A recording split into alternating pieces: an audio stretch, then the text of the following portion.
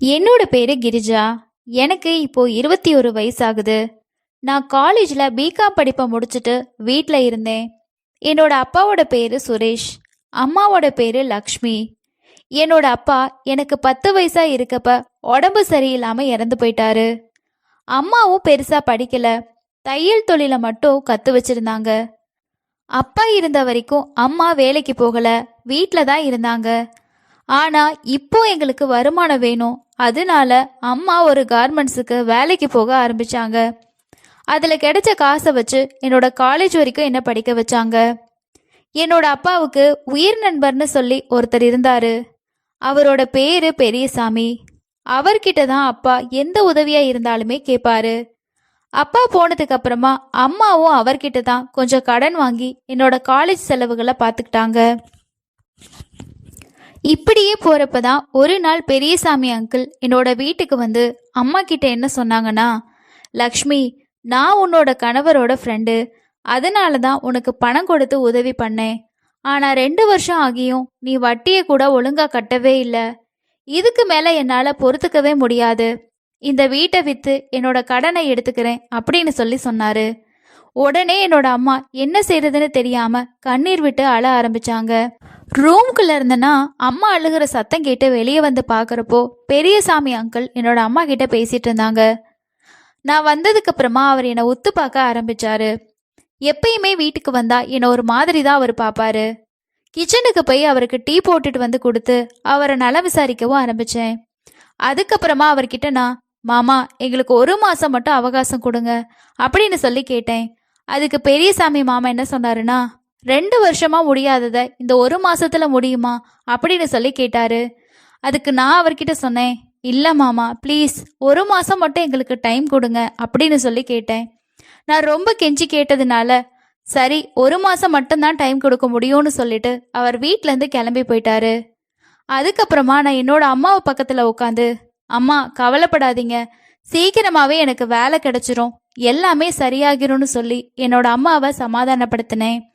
அதுக்கு அடுத்த நாள் அம்மா எப்பயும் போல வீட்டில் சமையல் வேலையெல்லாம் முடிச்சுட்டு கார்மெண்ட்ஸுக்கு வேலைக்கு கிளம்பி போயிட்டாங்க.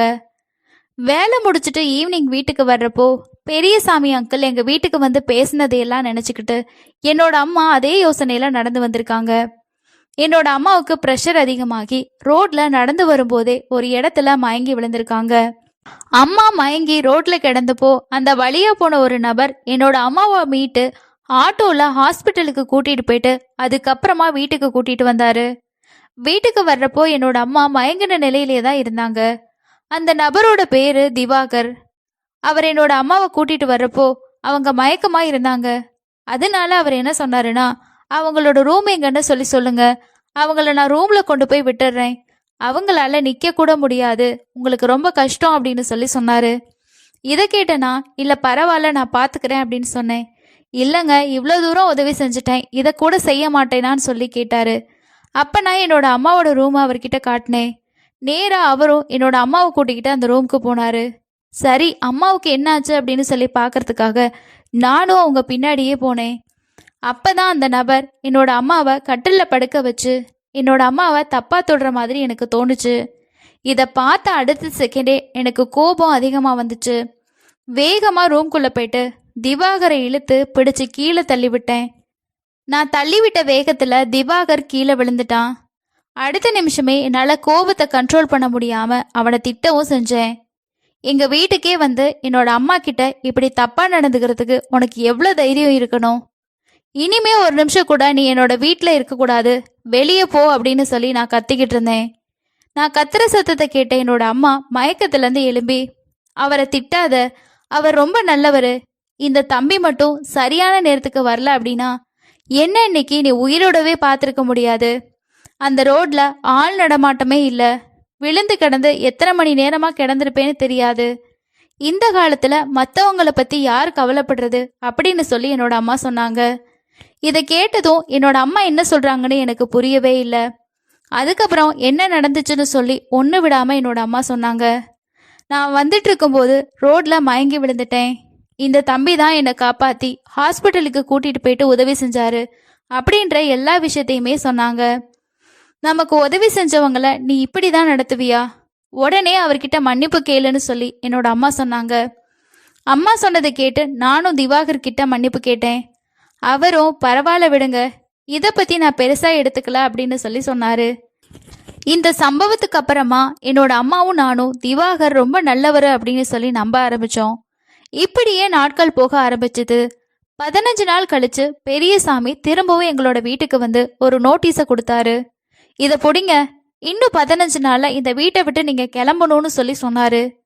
இனிமே நீங்க இங்க தங்கணும் அப்படின்னா என்னோட பணத்தை வட்டியும் முதலுமா நீங்க கொடுக்கணும், இல்லைன்னா இந்த வீட்டை காலி பண்றதை தவிர உங்களுக்கு வேற வழியே இல்லைன்னு சொல்லி சொன்னாரு. இதை கேட்டதுமே என்னோட அம்மா, அண்ணா எங்களோட சூழ்நிலை சரியில்லை, கொஞ்சமாவது இறக்கம் காட்டுங்க, இந்த வயசு பொண்ணை வச்சுக்கிட்டு நான் என்ன செய்வேன் அப்படின்னு சொல்லி அவர்கிட்ட ரொம்பவே கெஞ்சி அழுதாங்க. ஆனா என்னோட அம்மாவோட அழுகையும் எங்களோட கஷ்டத்தையும் அவர் புரிஞ்சுக்கவே இல்லை. அதுக்கு பெரியசாமி மாமா என்ன சொன்னாருன்னா, அதெல்லாம் எனக்கு தெரியாதுமா, நீங்க 1 மாசம் டைம் கேட்டீங்க, நீங்க கேட்ட மாதிரி நான் டைம் கொடுத்துட்டேன், நீங்க கொடுத்த வாக்க நீங்க காப்பாத்த மாட்டீங்களா அப்படின்னு சொல்லி கேட்டாரு. அதுக்கு என்னோட அம்மா கண்ணீரோட நின்றுட்டு இருந்தாங்க. யோசிச்சு சொல்லுங்க, 15 நாள்ல பணத்தை கொடுக்கணும், இல்லைன்னா இங்கிருந்து வீட்டை காலி பண்ணணும் அப்படின்னு அவர் ஸ்ட்ரிக்டா சொல்லிட்டாரு. பெரியசாமி மாமா என்னோட அம்மா கிட்ட பேசிக்கிட்டு இருக்கப்போ ஒரு நபர் வீட்டுக்குள்ள வந்தாரு. அவர் வேற யாரும் இல்ல, என்னோட அம்மாவை காப்பாத்தின திவாகர் தான். அவர் வந்ததுமே சொன்னாரு, யாரும் இந்த வீட்டுல இருந்து வெளியே போக தேவையில்லை அப்படின்னு சொல்லிக்கிட்டே வந்தாரு. இதை கேட்ட பெரியசாமி திரும்பி பார்த்தப்போ அங்க திவாகர் நின்றுட்டு இருந்தாரு. திவாகர் அது கூடவே அடுத்து சொன்ன விஷயம் பெரியசாமி மாமாவுக்கு இன்னுமுமே அதிர்ச்சியா இருந்துச்சு. நான் கிரிஜாவை கல்யாணம் பண்ணிக்க ஆசைப்படுறேன் அப்படின்னு சொல்லி திவாகர் சொன்னாரு. உடனே பெரியசாமி என்ன சொன்னாருன்னா, இவளுகளோட நீலி கண்ணீருக்கு நீ மயங்கிட்டியா அப்படின்னு சொல்லி கேட்டாரு. அதுக்கு திவாகர், மாமா இவங்க என்னோட வருங்கால மனைவியும் மாமியாரும், இவங்கள நான் வீட்டை விட்டு வெளியே போக அனுமதிக்க மாட்டேன், நீங்க என்ன அடிக்கடி சொல்லுவீங்க நான் தான் உங்களுக்கு எல்லாமேன்னு சொல்லி, நான் உங்களோட ஒரே மருமகன், நீங்க இப்படியெல்லாம் நடந்துக்காதீங்க அப்படின்னு சொல்லி திவாகர் சொன்னாரு. உடனே பெரியசாமி அந்த பத்திரத்தை கிழிச்சு போட்டுட்டு கோபமா அங்கிருந்து போயிட்டாரு. உடனே திவாகர், இங்க எதுவும் தப்பா நினைக்க வேணாம், எனக்கு கிரிஜாவை கல்யாணம் பண்ணிக்க ஆசைதான், அதனாலதான் அப்படி சொன்னேன், உங்களுக்கு பிடிச்சிருந்தா எனக்கு கிரிஜாவை கல்யாணம் பண்ணி வைங்க, இல்லைன்னா வேற மாப்பிள்ளை பார்த்திருந்தாலும் அவனுக்கே கல்யாணம் பண்ணி வைங்க, நான் எதுவுமே கேட்க மாட்டேன்னு சொல்லி சொன்னாரு. இனிமே யாரும் இந்த வீட்டை விட்டு உங்களை வெளியே போக சொல்ல முடியாது அப்படின்னு சொன்னாரு. இதை கேட்ட என்னோட அம்மா, இந்த காலத்துல இப்படி ஒரு பையனா, வரதட்சணை கூட வாங்காம தன்னோட மகளை கல்யாணம் பண்ணிக்கணும்னு நீங்க நினைக்கிறீங்க, அதனால நான் உங்களுக்கே கல்யாணம் செஞ்சு வைக்கிறேன்னு சொல்லி சொன்னாங்க. எனக்கும் அந்த நேரத்துல என்ன சொல்றது அப்படின்னே தெரியல. எங்களோட கஷ்டத்தை பார்த்து எங்களுக்கு உதவி செய்யறதுக்கு யாரும் இல்ல, ஆனா திவாகர் அந்த இடத்துல நின்னாரு, அதனால என்னோட மனசுலயும் அவருக்கு ஒரு நல்ல இடம் இருந்துச்சு. இதுக்கப்புறமா என்னோட அம்மா திவாகருக்கு கல்யாணம் பண்ணி வைக்கிறதுக்கான ஏற்பாடுகள் எல்லாமே செஞ்சாங்க. இந்த சம்பவம் நடந்து 1 மாசத்துக்கு அப்புறமா எங்களோட நிச்சயதார்த்தம் நடந்துச்சு. திவாகர் என்ன கல்யாணம் பண்ணிக்கிறதுல பெரியசாமி மாமாவுக்கு சுத்தமா விருப்பமே இல்லை. இப்படியே நாட்கள் ஓட ஆரம்பிச்சிச்சு. நிச்சயம் முடிஞ்சதுக்கு அப்புறமா நான் திவாகர் கூட பழக ஆரம்பிச்சேன். எப்படியும் கல்யாணம் பண்ணிக்க போறவர் தானே, என்னோட வருங்கால கணவர் இவர் தானேன்னு சொல்லி அவர் கூப்பிடக்கூடிய இடத்துக்கெல்லாம் போக ஆரம்பிச்சேன். அடிக்கடி 2 பேரும் சினிமா பீச்சுன்னு சொல்லி சுத்தவும் ஆரம்பிச்சோம். ஒரு நாள் அப்படிதான் திவாகர் என்னை அவரோட பங்களாவுக்கு கூட்டிட்டு போனாரு. அங்க உட்காந்து 2 பேரும் பேசிக்கிட்டே இருந்தோம். எனக்கு இது எல்லாமே புதுசா இருந்துச்சு. அப்போ திவாகர் என்ன சொன்னாருன்னா, நான் எதுக்கு உன்னை இங்க கூட்டிட்டு வந்தேன்னு பயந்துராத, நமக்கு தான் கல்யாணம் நிச்சயம் ஆகிருச்சு அப்படின்னு சொல்லி என்கிட்ட ஆசை வார்த்தையெல்லாம் பேசினாரு. அதுக்கப்புறமா நம்ம எப்படியும் கல்யாணத்துக்கு அப்புறம் ஒன்னாதான் இருக்க போறோம், இப்ப எனக்கு உன் கூட தனிமையில இருக்கணும்னு ஆசையா இருக்குன்னு சொல்லி என்கிட்ட பேச ஆரம்பிச்சாரு. ஒரு கட்டத்துல அவரோட பேச்சுக்கு மயங்கி நானும் அவரோட ஆசைக்கு சரின்னு சொல்லி சொன்னேன். இதுக்கப்புறமா அந்த பங்களாவிலே நானும் திவாகரும் தனிமையில இருந்தோம். நாங்க 2 பேரும் தனிமையில இருக்கிறத எனக்கு தெரியாம திவாகர் அவனோட செல்போன்ல வீடியோவா எடுத்து வச்சிருக்கான். இதுக்கப்புறமா சில மாசங்கள் அப்படியே ஓடிச்சு. என்னோட அம்மா என்கிட்ட வந்து கேட்டாங்க, உனக்கும் திவாகருக்கும் நிச்சயம் ஆகி 3 மாசம் ஆகிருச்சு, கல்யாணம் பண்ணலையான்னு சொல்லி எல்லாருமே என்கிட்ட கேட்க ஆரம்பிச்சிட்டாங்க, அதனால கல்யாணத்தை எப்ப வச்சுக்கலான்னு சொல்லி நீ திவாகர் கிட்ட கேளுன்னு சொல்லி சொன்னாங்க. நானும் என்னோட அம்மா கிட்ட, சரிம்மா நான் கண்டிப்பா அவர்கிட்ட கேட்டுட்டு உன்கிட்ட சொல்றேன்னு சொல்லி சொன்னேன். என்னோட அம்மா சொன்ன விஷயத்த திவாகர் கிட்ட கேட்கணும் அப்படின்னு சொல்லி ஃபோன் பண்ணலாமான்னு யோசிச்சேன். இந்த விஷயத்த ஃபோன்ல கேட்கறத விட நேர்லயே கேட்கலான்னு சொல்லி என்னோட வீட்ல இருந்து கிளம்பி திவாகரோட வீட்டுக்கு போனேன். அங்க திவாகரோட ரூம்ல தான் இருந்தான். அப்ப போய் நான் பாக்குறப்போ திவாகர் குடிச்சுக்கிட்டு இருந்தான். திவாகர் குடிச்சுக்கிட்டு இருக்கத பார்த்ததும் எனக்கு ரொம்பவே அதிர்ச்சியா இருந்துச்சு. ரூம்குள்ள போயிட்டு அவனை திட்ட ஆரம்பிச்சேன். இப்படி குடிக்கிறியே, உனக்கு குடிக்கிற பழக்கம்லாம் இருக்கா? எனக்கு குடிக்கிறவங்கள பார்த்தா சுத்தமா பிடிக்காதுன்னு சொல்லி அவன்கிட்ட கோவப்பட ஆரம்பிச்சேன். அதுக்கு திவாகர், எனக்கு கொஞ்சம் மனநிலை சரியில்லை, அதனால தான் குடிச்சேன்னு சொல்லி என்கிட்ட சொன்னான். இதை கேட்டதும் எனக்கு இன்னுமுமே கோவம் வந்துச்சு. குடிக்கிறதுக்கு ஒரு காரணம் வேணும்னு இப்படி சொல்றியான்னு சொல்லி சண்டை போட்டேன். அதுக்கு திவாகர், இல்ல, எனக்கு உண்மையிலேயே மனசு சரியில்லை. என்னோட மாமா வேலை விஷயமா என்னை 2 மாசம் வெளியூருக்கு போக சொல்லியிருக்காரு. உன்னை விட்டுட்டு என்னால இருக்க முடியாது. உன்னை நான் உங்க வீட்ல இருந்து போக வேணான்னு சொல்லி சொன்னனால என்னோட மாமா என் கூட சண்டை போட்டாரு.